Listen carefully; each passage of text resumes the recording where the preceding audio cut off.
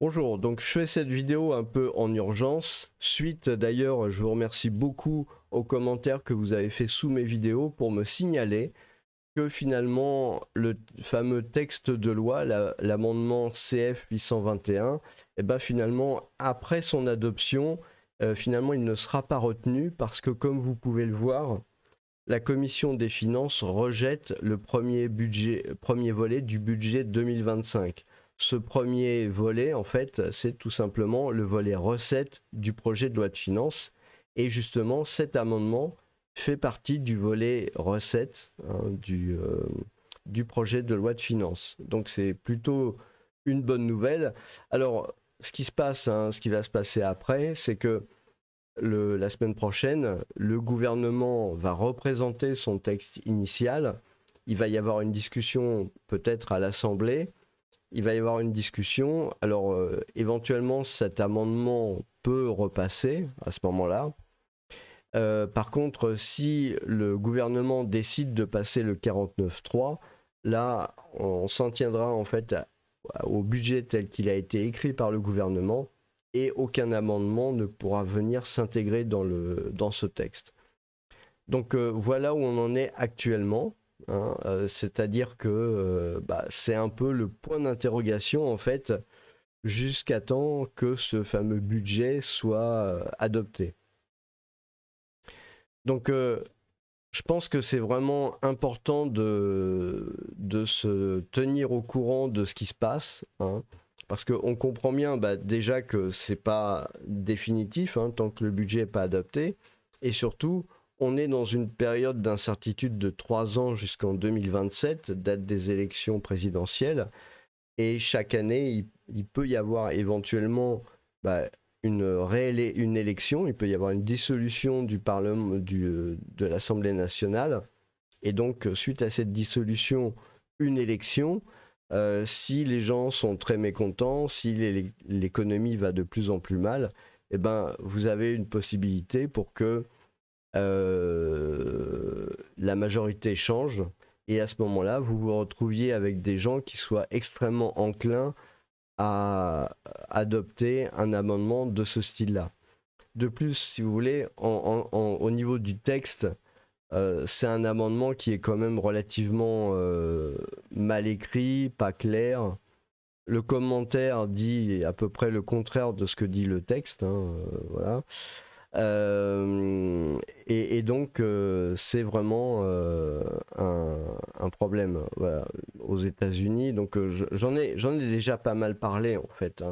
Et donc, on peut se retrouver finalement, alors peut-être pas cette semaine, parce que j'imagine qu'il y a beaucoup d'amendements à réécrire s'ils sont tous avec la même qualité de rédaction. Mais en tout cas, une chose est claire, c'est que si jamais il y avait un changement de majorité l'année prochaine, à l'occasion d'élections législatives déclenchées suite à une dissolution, et bien à ce moment-là, aucun doute qu'on risquerait de voir revenir le même genre de choses. Avec des gens qui viendraient au pouvoir et pour le coup qui auraient plus qu'à appliquer leur programme tel qu'ils l'avaient indiqué. Je vous rappelle que j'avais fait des vidéos sur le sujet depuis pas mal de temps. Ça fait 2 mois en fait. L'idée c'était de dire on veut taxer 2,5 millions d'expats français comme aux États-Unis. Donc j'avais expliqué dans cette playlist, il y a des petits drapeaux américains là où on explique de quelle manière c'est vécu par les expatriés américains. Et c'est très très mal vécu à vrai dire. Donc voilà. Vous avez aussi les expatriés érythréens. Il y a 2 pays dans le monde qui appliquent cette taxe ou ces impositions à la nationalité. Ce sont l'Érythrée et les États-Unis. C'est les 2 pays qui s'occupent de ça, qui font ça. Donc voilà, c'est important de bien comprendre de quoi il retourne, quels sont tous les impacts sur la vie quotidienne. C'est-à-dire que c'est pas juste une question en fait de payer un pourcentage. Je veux dire, à la limite, vous avez des pays où on vit très bien et où on crée du business et où on peut travailler, où vous payez plus d'impôts qu'en France. C'est pas le problème n'est pas un problème de pourcentage d'impôts. Le problème, c'est le fardeau administratif qui arrive avec tout ça. Hein. C'est vraiment ça la problématique. Vous avez vraiment un fardeau déclaratif qui est à votre charge. Et c'est vraiment ça qui plombe les entreprises, enfin tous ceux qui veulent créer quelque chose, tous ceux qui travaillent, quoi. Donc vous allez avoir à faire ce genre de choses-là. Vous avez aussi les problèmes avec les banques, les institutions financières internationales, parce que si vous voulez, on dit, alors ça je vous le montre hein, dans cette vidéo, hein, que c'est possible de mettre en place ce genre de choses. On le voit avec l'Érythrée, mais ce qu'il faut bien comprendre, c'est que dès l'instant où vous mettez en place de l'imposition et ce genre de choses-là, vous êtes obligé de mettre en place des contrôles. Hein. Ça n'existe pas l'imposition sans contrôle. Et un pays, surtout un pays comme la France, qui n'est pas aussi démuni que l'Érythrée, a tout un tas de moyens de mettre en place des contrôles. Alors, va être des moyens plus ou moins directs, mais il y a déjà tout un tas de choses qui existent. Quand vous avez des accords de non-double imposition entre les pays, généralement, vous avez tout un tas de contrôles qui arrivent. Donc, si vous voulez, après, il y a différentes choses. Moi, je ne suis pas fiscaliste, hein, donc je ne donne pas de conseils dans ce domaine-là, surtout pas.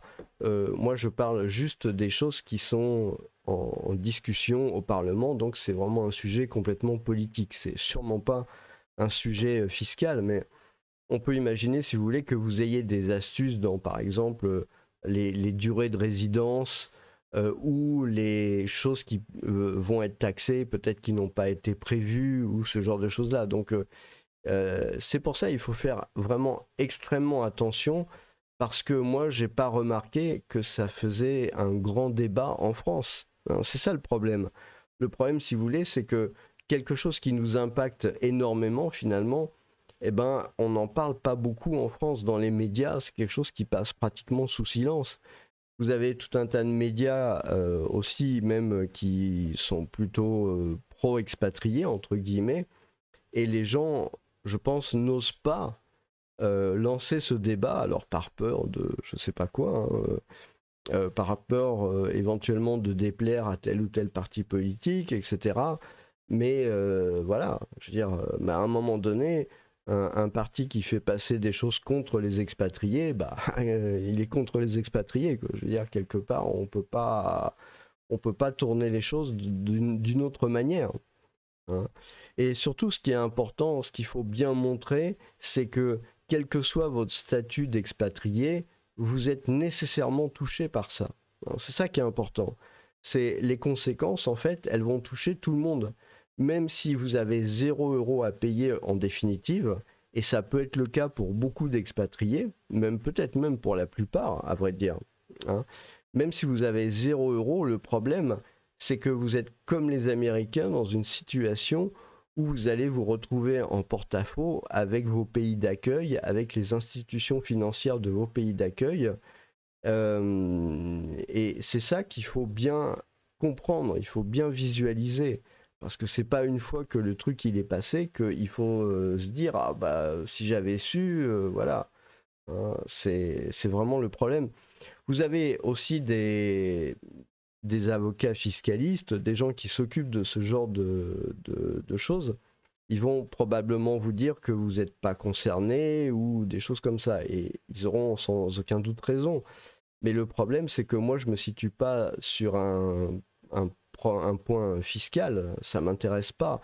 Ce qui m'intéresse, c'est de voir les choses qui sont en discussion à l'Assemblée. Une fois que c'est voté, bah, c'est voté. Voilà, c'est comme ça. Mais moi, ce qui m'intéresse, c'est le débat avant le vote, avant que ça soit définitivement acté. Hein. Et c'est là, en fait, où, en tant que citoyen, il y a des choses qu'il faut savoir. Bah, en tant qu'expatrié, vous votez pour qui? Et ce pour qui, eh ben, qu'est-ce qu'il compte faire, en fait, avec les expatriés? hein. Et c'est pas parce que vous êtes un expatrié pauvre habitant en Europe, etc., que vous n'êtes pas concerné par ce truc-là. Tout le monde a un compte en banque, hein. Tout le monde, à ce moment-là, doit faire une déclaration d'impôt. Vous avez ce genre de choses-là qui arrivent, hein. Éventuellement, même, vous pouvez avoir des problèmes de recrutement. Alors, c'est pour ça que c'est vraiment quelque chose qui est très... c'est pour ça que c'est quelque chose qui est vraiment très très problématique, hein. Faut pas euh, balayer ça d'un revers de main. Vous avez un État qui est aux abois, hein. Vous avez des gens qui sont dans voilà, qui veulent récupérer de l'argent partout où c'est possible. Euh, vous avez vu un peu quels étaient les programmes des différents partis politiques. Donc, quelque part, pendant ces 3 années, il ne faut pas perdre de vue ce truc-là. Moi, je ne suis pas pour faire des vidéos à chaque fois qu'il y a une alerte de ce côté-là. J'aimerais bien traiter encore une fois autre chose que de fiscalité, parce que c'est franchement pas très très drôle. Mais il faut bien qu'il y ait des gens qui en parlent. Alors heureusement, cette fois-ci, je me suis aperçu que sur YouTube, j'ai vu qu'il y avait au moins 4 autres YouTubeurs en fait qui parlaient de ça. Donc c'est plutôt une bonne chose. Franchement, c'est plutôt une bonne chose. J'ai même vu un YouTuber qui, je pense, faisait référence à une de mes vidéos sans la citer. Je veux dire, c'est pas grave. Même si c'est pour dire du mal de ma vidéo, même si c'est pour la critiquer, n'hésitez pas à citer. Je veux dire, en plus, je vous en voudrais pas. C'est vraiment pas un problème. Si vous voulez même venir commenter sous mes vidéos, ça pose pas de problème. Je pense que le pire qui puisse arriver, si vous voulez, c'est qu'on n'en parle pas. Hein, c'est vraiment le pire qui puisse arriver. J'ai vu chez un autre YouTuber une vidéo sur le sujet qui avait fait, je sais pas, 80 000 ou 90 000 vues en l'espace de 1 ou 2 journées, là, maintenant, ce week-end. Et je trouve c'est génial, c'est très bien, parce que ça permet comme ça de pas oublier le truc. Ça permet de rester, d'avoir toujours un œil quelque part.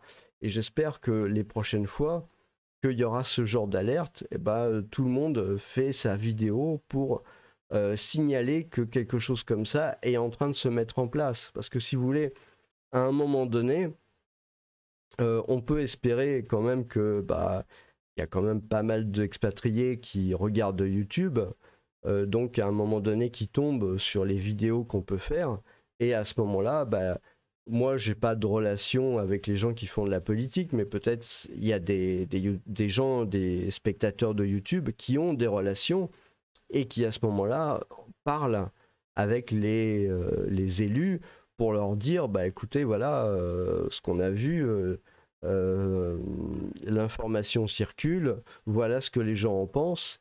Pas nécessairement les youtubeurs, hein, mais aussi les gens qui sont dans les communautés, dans les différentes communautés d'expatriés français à l'étranger. Ouais, normal, français à l'étranger.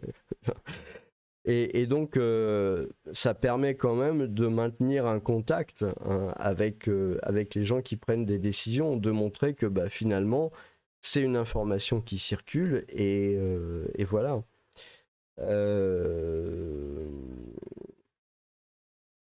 Il y a d'autres... bon, j'ai vu d'autres youtubeurs qui en parlaient plus ou moins dans le flot des décisions, des amendements qui avaient été pris, hein, sur le sujet.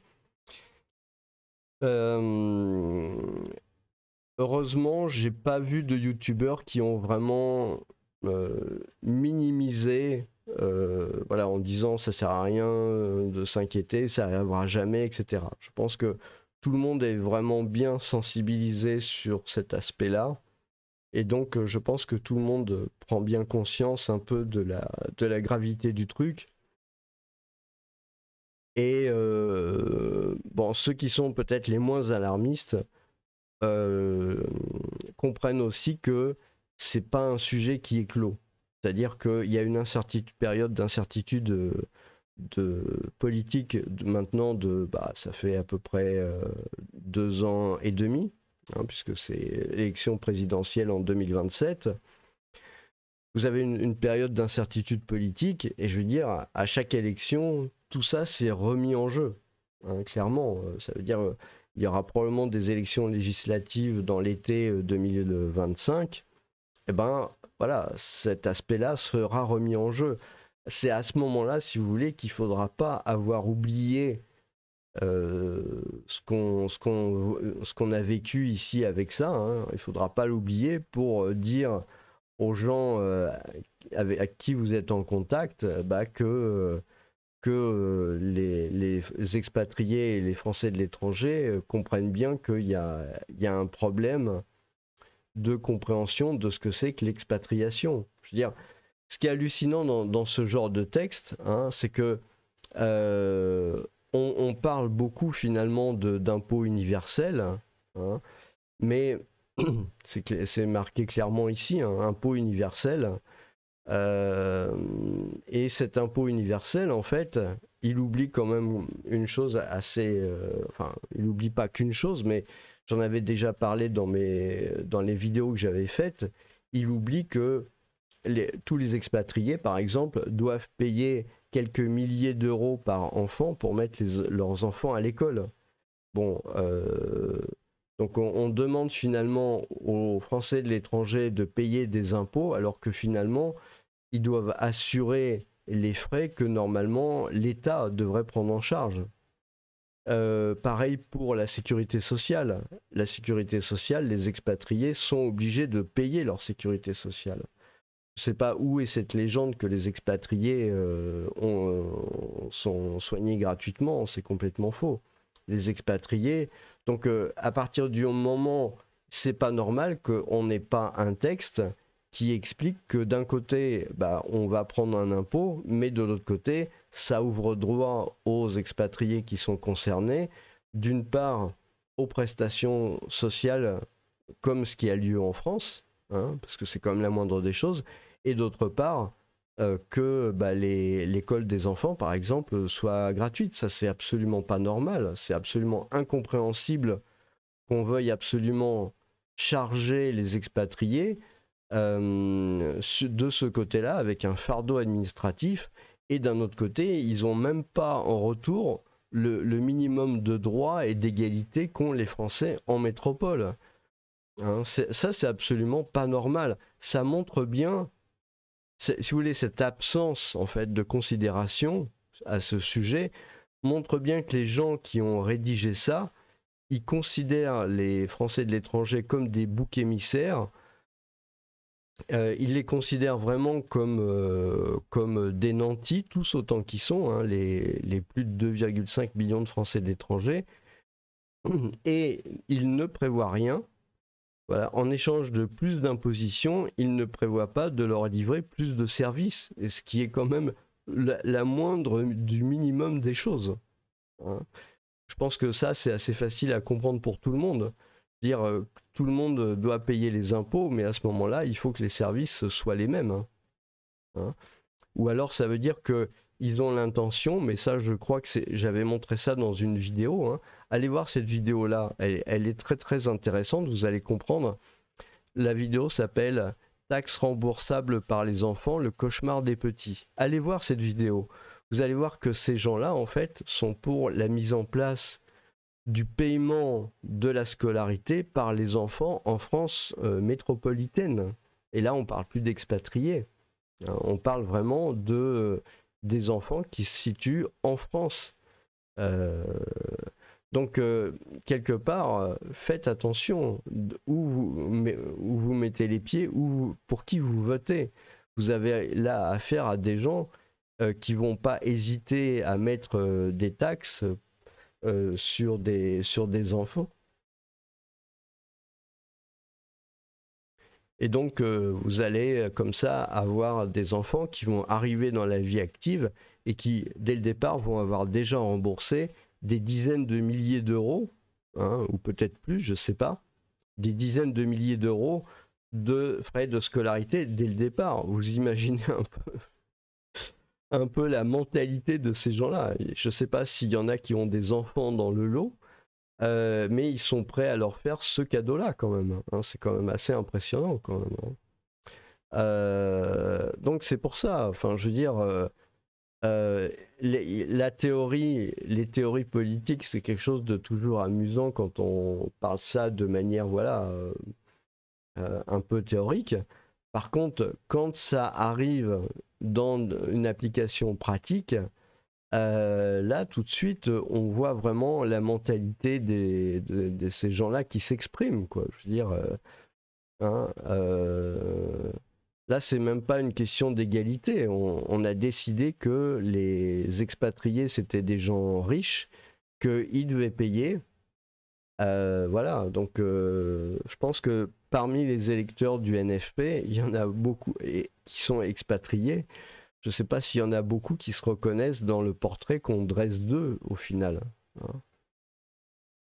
Bon, peut-être qu'ils trouvent normal non seulement de payer des impôts et en plus d'avoir à payer l'école pour leurs enfants, d'avoir à payer leur sécurité sociale à l'étranger, etc. Bon. Et peut-être que leur idée, c'est de se dire, bon, c'est normal, on vit comme ça, donc on va imposer à ce moment-là aux gens qui vivent en France, qui ont des enfants, bah, d'avoir une dette sur leurs enfants plus tard, et aussi bah, de faire payer beaucoup plus cher la sécurité sociale aux Français qui vivent en France, qui travaillent dans les entreprises ou dans les administrations en métropole. Donc c'est toutes ces choses-là qu'il faut avoir à l'esprit et il faut garder ça à l'esprit. C'est pas parce que effectivement il y a la possibilité d'un 49.3 et donc qu'il n'y ait pas la mise en place de ce genre de choses qui fait que c'est quelque chose qui va être abandonné définitivement. Il y a 3 ans d'instabilité politique malheureusement, hein, c'est pas moi qui ai... Et c'est pas vous, j'imagine, qui êtes responsable de cette situation. Mais il faut faire attention, il faut faire attention. Et le problème, c'est que visiblement sur YouTube, ce qui est bien, c'est qu'il y a des YouTubeurs qui se sont emparés de ce sujet-là, donc ça c'est vraiment génial. Mais malheureusement, on n'entend pas grand-chose au niveau des représentants des Français de l'étranger qui auraient dû être les premiers à monter en ligne, à envoyer des communiqués de presse, des choses comme ça qu'on devrait voir dans la presse nationale et dans la presse des expatriés, mais il n'y a rien, c'est le vide. Et je trouve ça vraiment terrible de voter pour des gens finalement qui eh ben, ne montent pas au créneau quand on s'en prend directement aux expatriés, aux Français de l'étranger. Donc ça c'est assez terrible. Donc bah voilà, hein, voilà où on en est aujourd'hui. Je n'exclus pas de toute façon dans les heures et jours qui viennent de faire d'autres vidéos sur le sujet, hein, parce que pour moi c'est un sujet qui n'est pas fini. C'est un sujet de toute façon, il faut vraiment avoir un œil dessus parce que je vous dis, hein, c'est un des rares, c'est un des amendements en fait qui est passé en commission alors qu'il y en a pas mal d'autres qui ont été rejetés. Hein, donc ça veut dire quelque part, méfiez-vous, cet amendement a trouvé une majorité à un moment donné, hein, dans le débat. Donc il y a quand même un risque important sur le sujet. C'est ça qu'il faut bien comprendre. Et bah, évitez de vous faire endormir sur le sujet. Voilà, je vous remercie et je vous souhaite une bonne journée.